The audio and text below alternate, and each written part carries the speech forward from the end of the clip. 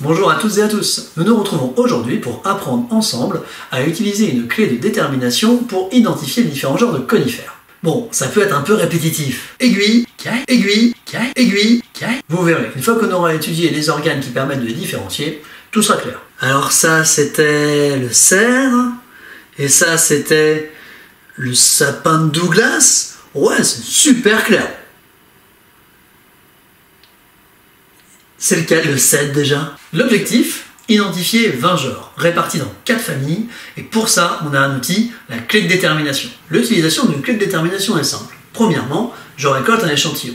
Deuxièmement, j'observe et je nomme les différents organes de ma plante. Et troisièmement, je recherche ces caractéristiques dans ma clé de détermination pour en retrouver le genre.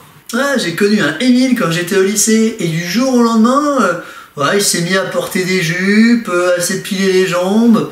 Vous voulez qu'on l'appelle Émilie? Non mais je t'arrête, là on parle de genre de plantes, Camaraeciparis, X. cupreciosiparis, Cryptomeria. Ah ouais. Voyons ça dans le détail. Oula, c'est qu'il y en a des flèches, c'est le beans là-dedans.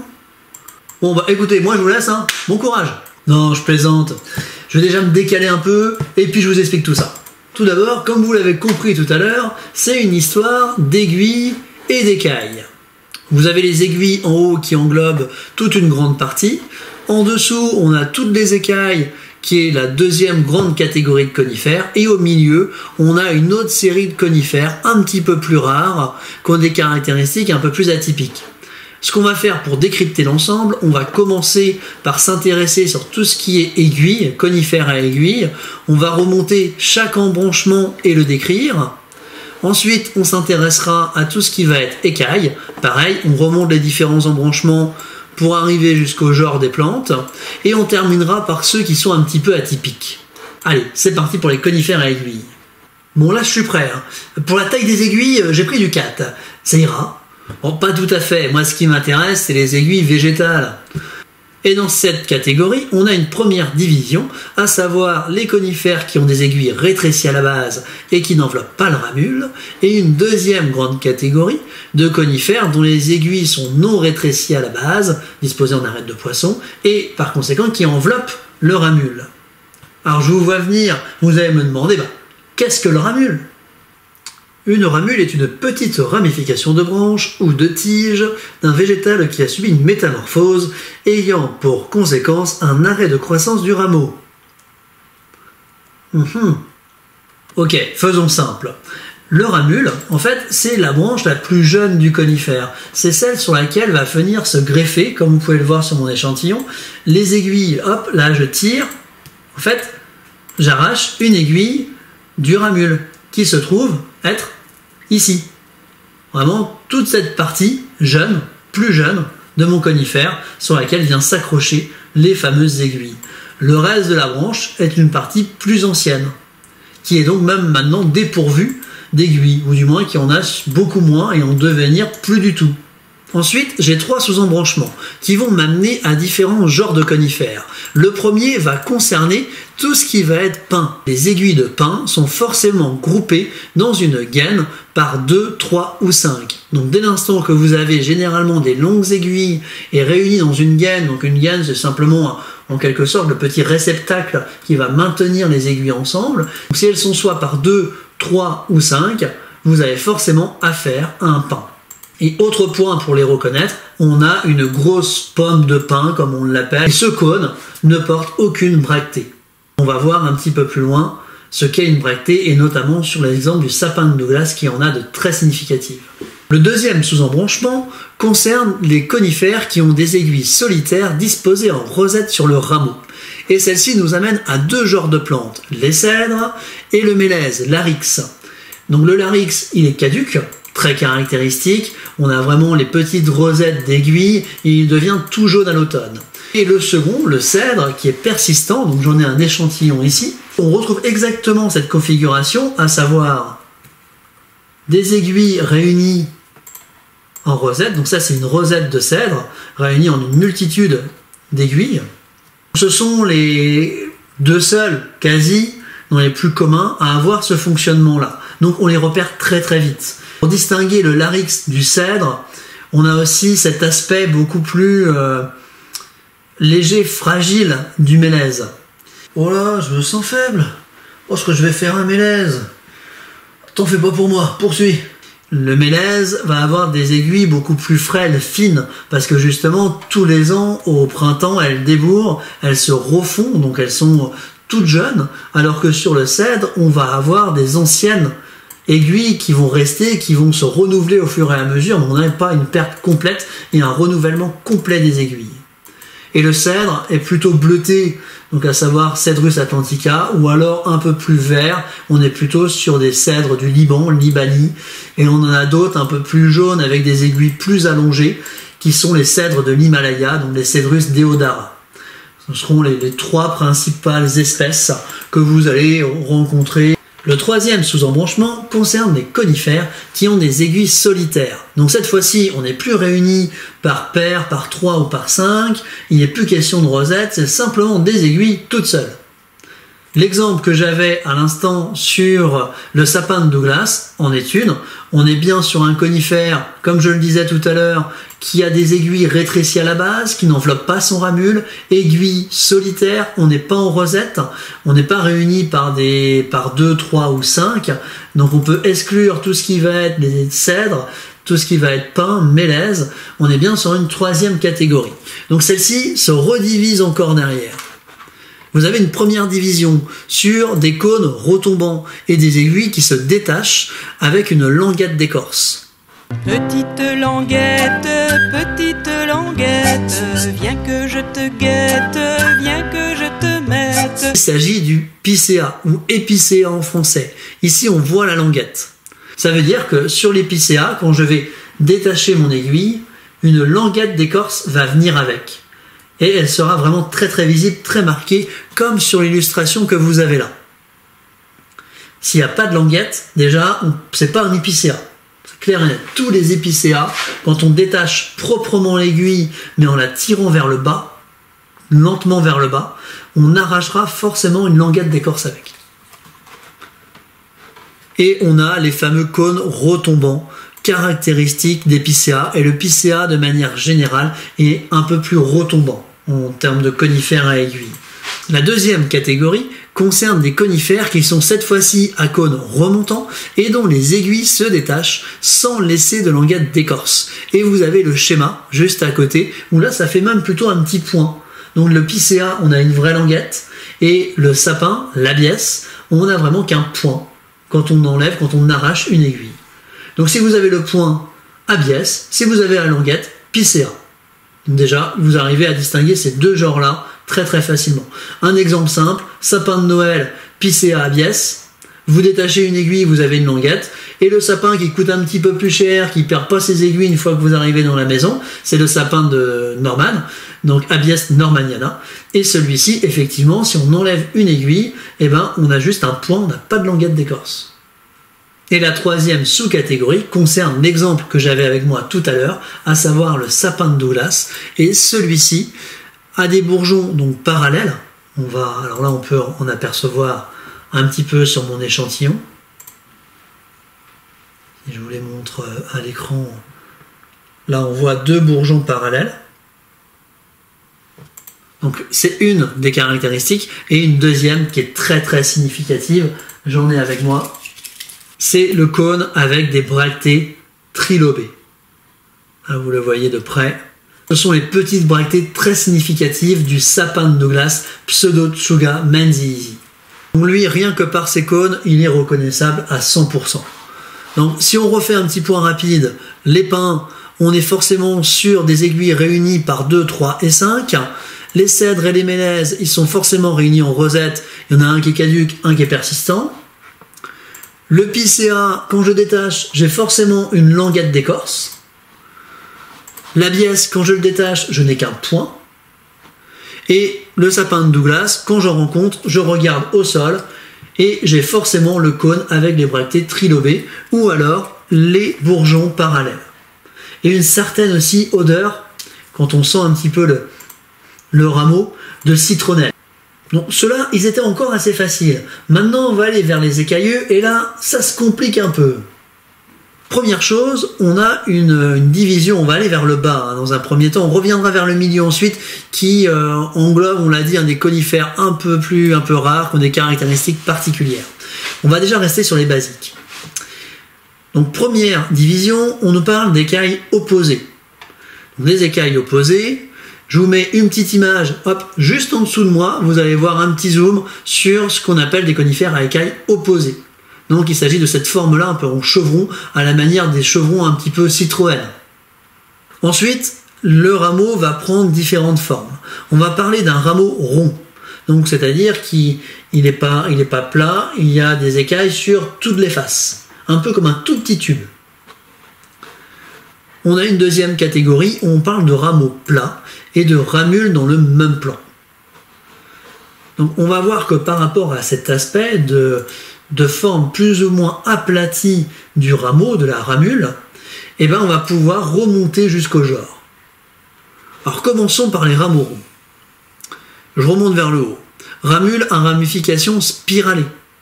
Ça veut dire non seulement que le rameau est rond, mais en plus, l'ensemble de la branche, l'ensemble des rameaux ont tendance à être spiralés. Donc il est extrêmement épais, en fait, fourni ce conifère. Et ça, c'est le cas notamment des cyprès, des cupressus.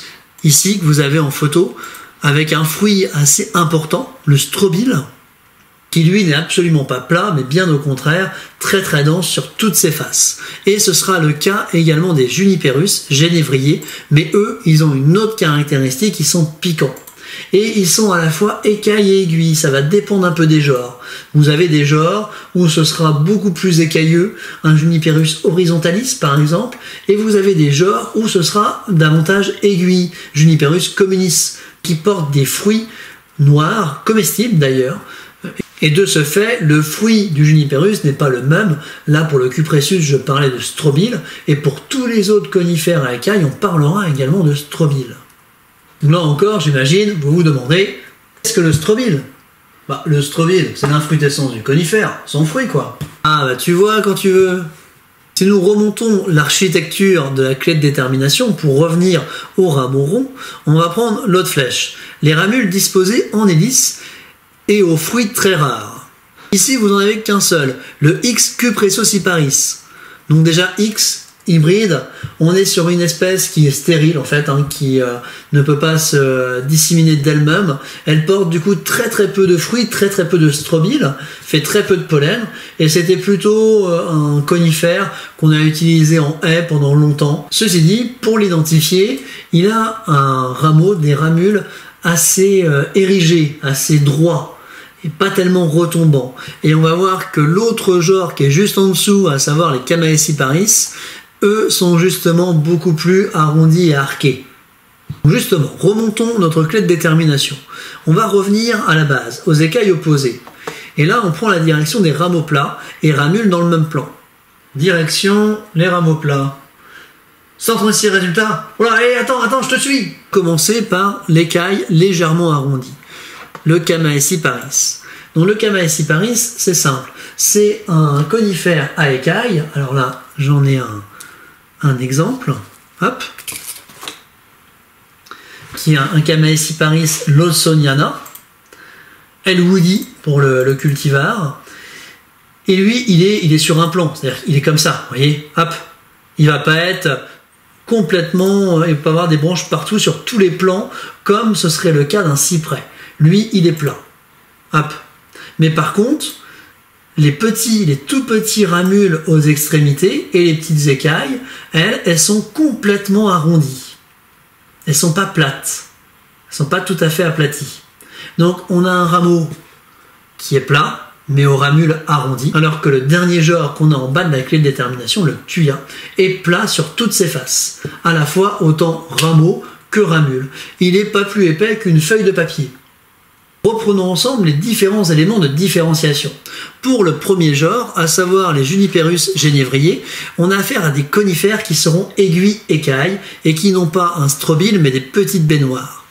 Le deuxième, le cyprès Cupressus, a de gros strobiles, à peu près ce diamètre-là.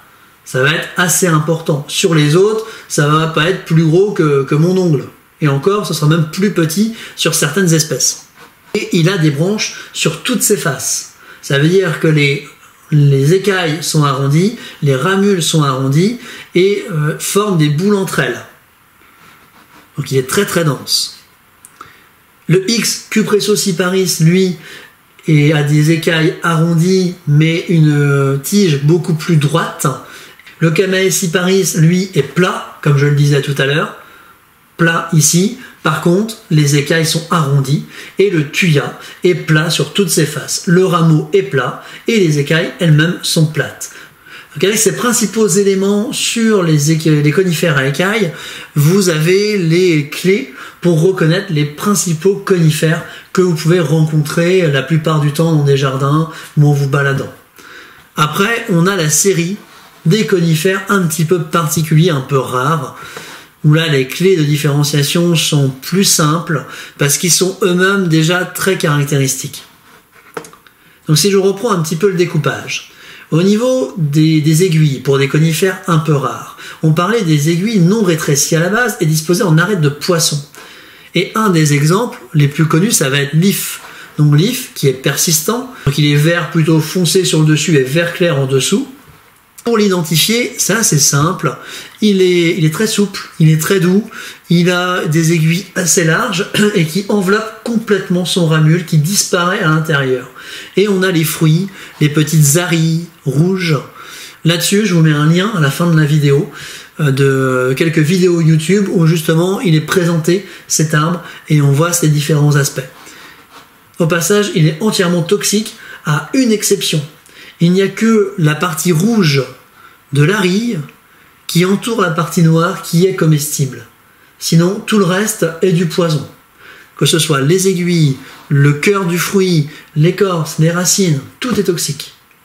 Dans cette catégorie, vous avez, alors si je reste dans les persistants pour commencer, nous avons des conifères à dessous glauques qui sont les séquoias, vous savez un peu plus bleutés. Donc là, le séquoia sempervirens qui est bien à aiguille.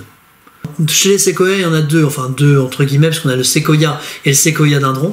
Donc séquoia dindron giganteum, ici, qui est plutôt à écailles, et c'est celui-ci le plus grand du monde. Vous avez notamment en Californie, dans le parc des séquoias, un qui est très connu, General Sherman, qui est le plus grand séquoia au monde, voire le plus grand arbre au monde. Il est même considéré comme étant le plus grand organisme vivant au monde. Il fait 83 mètres de haut, et à sa base, il a une circonférence de plus de 30 mètres. Donc ça veut vous dire l'envergure du spécimen. N'hésitez pas à rechercher sur internet, vous tapez Séquoia General Sherman et vous allez tomber dessus.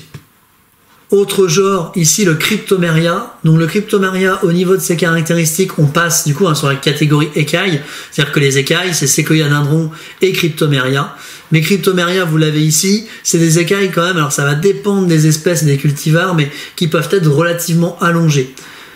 Pour le différencier, donc on parle d'écailles ou d'aiguilles, ça dépend un petit peu justement si elles sont très écartées ou pas. Et pour le reconnaître, il est également très doux. Et il devient, sur certains cultivars en tout cas, notamment elegans, donc Cryptomeria japonica elegans, il devient brun à rouge. Alors si je reviens sur les genres que j'ai pas encore développés, nous avons ici le Metasequoia glyptostroboides pour l'espèce, qui est donc caduc, aux ramules opposées, très régulier, vous voyez ici. C'est comme ça qu'on le différencie, on verra après du Taxodium, qui lui est beaucoup plus anarchique. On parle d'alterne, mais alterne voire anarchique. Il est pas toujours très régulier justement. Le Metasequoia, lui, il est opposé et vraiment très très régulier, c'est très marqué. C'est un bon moyen de les différencier. Et on est, justement, c'est comme ça qu'on reconnaît un peu les caducs, on est sur des aiguilles un peu fragiles, un peu jeunes, frêles, comme le mélèze, le larix, qu'on avait développé tout à l'heure. Et le dernier genre dont je n'ai pas encore parlé, le Taxodium disticum, le cyprès chauve, également caduc, et lui a une particularité, c'est qu'il a la faculté de développer des excroissances racinaires, à savoir des pneumatophores. Ah bah oui, les fameux pneumaphores. Non, pas exactement, des pneumatophores, qui sont des racines aérifères, qui permettent en fait système racinaire de s'oxygéner. Parce que ces plantes-là, donc à savoir le Taxodium mysticum, et c'est pareil pour le Metasequoia glyptostroboides, ils apprécient énormément l'humidité, l'eau, voire ils poussent directement sur les berges, les racines dans l'eau. Et c'est pour ça que notre cyprès chauve développe ces fameuses pneumatophores pour pouvoir s'oxygéner et s'aérer de cette manière-là. Donc ça donne quelque chose d'assez impressionnant. Vous pouvez taper sur internet pneumatophore, Taxodium mysticum, cyprès chauve, et vous allez voir ce que ça donne. Ça donne des ambiances paysagères vraiment un petit peu particulières, un peu glauques, voilà, c'est spécial, mais c'est très impressionnant. Avant de parcourir l'ensemble de la clé de détermination, nous allons simplement reprendre les différents genres et comment on peut les différencier en un mot. Nous avions le pin pinus, dont les aiguilles sont réunies par 2, 3 ou 5. Ensuite, nous avions le cèdre, réuni en rosette. Puis le larix, le mélèze, pareil, en rosette, mais cette fois-ci caduque. Épicéa en français, dont les aiguilles se détachent en gardant une languette d'écorce. Ensuite, nous avions l'abies, qui lui, quand je détache une aiguille, je n'ai qu'un point, je n'ai pas de languette d'écorce. Le sapin de Douglas, avec, je vous le remontre, son cône possédant des bractées trilobées. Dans la catégorie des conifères un peu plus rares, on avait pour commencer le Taxodium disticum, le cyprès chauve, avec des ramules un peu anarchiques, pas forcément réguliers, et d'un vert assez clair, et qui fait des pneumatophores quand il est dans l'eau, pour pouvoir justement aérer son système racinaire. Ensuite, on avait le Metasequoia glyptostroboides.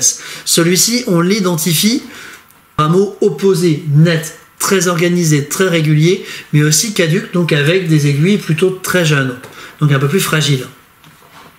L'if, Taxus baccata, très reconnaissable par ses arilles, par un rameau très souple, qui enveloppe très très bien le ramule, vert sur toutes ses faces. Sequoia sempervirens, qui est celui qui a des aiguilles. Donc séquoia simple, donc pas séquoia dindron, juste séquoia égale aiguille. Séquoia dindron égale écaille. Et le séquoia dindron, c'est lui le plus grand du monde. Cryptomeria japonica, qui est un conifère plutôt, on disait, plumeux, qui peut être à aiguille ou à écaille selon les espèces. Des fois, ce seront des sortes d'écailles en fait, mais plus allongées. Mais du coup, il est assez reconnaissable pour ça. Il a un port un peu compact et comme je disais, il devient un peu rouge-brun à l'automne. Dans la catégorie des conifères à écailles, on avait le génévrier, Juniperus, qui est piquant et écaille et aiguille. Le seul à porter les deux, et quand vous avez un conifère en gros qui paraît être à écaille, vous le prenez dans vos mains, il pique, Juniperus. Cyprès, Cupressus, qui possède de très grosses trobiles, à peu près de ce diamètre-là, donc représentatif, et vraiment anguleux sur toutes ses faces, très dense, très épais au niveau des rameaux. Le X cupressociparis, qui d'une part comporte très peu de fruits, est relativement droit, érigé, et a quand même des écailles arrondies et des rameaux relativement plats. En fait, il ressemble un peu au Chamaecyparis avec moins de fruits, et il est très droit. Alors que le Chamaecyparis est arqué et possède beaucoup plus de fruits. Et pour finir, on avait le Thuya, qui est plat sur toutes ses faces, aussi fin qu'une feuille de papier. Nous avons pu voir les principaux éléments à travers ce petit résumé. Ça vous donne déjà les quelques clés pour pouvoir reconnaître les conifères et un outil qui vous permet aussi de vous y retrouver et quand vous avez vraiment des doutes, de passer caractéristique par caractéristique pour retrouver le genre de votre plante. Maintenant, on sort de toutes ces flèches. Bon, maintenant qu'on vient d'étudier la clé de détermination des conifères ensemble, je vous propose de réaliser déjà un petit QCM pour voir un petit peu ce que vous avez retenu ou pas. Bon, vous inquiétez pas, je ne regarderai pas les notes. Pour ça, vous avez deux liens en dessous de la vidéo, dans le descriptif. Un premier qui va vous amener vers la clé de détermination et un second qui va vous amener vers le QCM. Donc c'est un QCM que vous pouvez refaire autant de fois que vous voulez, toutes les questions et les réponses sont en mode aléatoire. Et la deuxième chose, sortez, allez dehors, quittez votre PC, allez faire un tour dans votre jardin, allez faire un tour aux alentours, allez découvrir les conifères. Alors commencez modestement, récoltez peut-être 3-4 échantillons et essayez de les reconnaître avec votre clé de détermination. Alors sur ce, éclatez-vous dans votre parcours botanique. Je vous remercie d'avoir suivi cette vidéo et je vous dis à très vite.